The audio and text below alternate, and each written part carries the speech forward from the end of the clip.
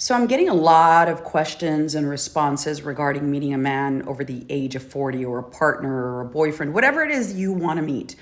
And some of you have lived through it and have actually met husbands and think it's a great time. Some of you are hopeful and optimistic. And then there's some of you that are in that very limiting belief place. And here's what I'm going to tell you.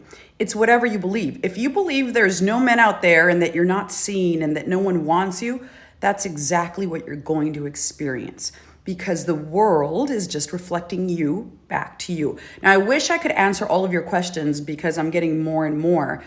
But if you want to book a session with me, go into my bio one-on-one and we can talk more in depth about your situation or limiting belief. Because I'm not responding to DMs or comments anymore just because I'm getting a lot of them. But I will tell you this. I have a friend, a very good friend, and she lives in another country and she wants to meet a husband. That is her desire. She's in her mid-30s and she's beautiful, gorgeous. It's not a looks thing. It's an energetic thing. Men fall for her, they love her, but then they don't commit to the next step of marriage. So we worked through it this morning. And we realize that she has this rejection wound that she keeps on playing over and over and over in her personal life regarding men, and of not feeling like she's chosen or not good enough or valued or like she's not wife material. And I had to stop her and say, okay, but that's a limiting belief and you keep reaffirming it. So you're reaffirming it, so you're living it and reliving it, and you're staying in that cycle, in that loop of not being wanted, of not being chosen, of not being wife material. So it's just a limiting belief based on this wounding from her childhood, which is a huge rejection wound from her mother. Okay, I go, easy, let's drop it. Drop it, dissolve it, let it go. And you forgive your mother, you release your mother as far as that energetic wound, and you give that love and acceptance and validation to yourself. And then we're going to shift those beliefs, because it's always about self-concept. I brought it back to her. Just shift the belief.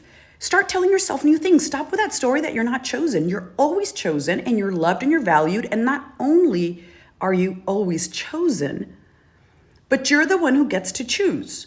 You're the one who gets to choose, and start telling yourself that you're wife material and that you're loved and that you're adored, and start creating your scripting and your journaling and your everything that you're doing, because she's doing it, but she was doing her visualizations around the men. And I told her, you're still making them more important in your life, because all your scripting and journaling and visualizations center around a man. You're putting them on the pedestal.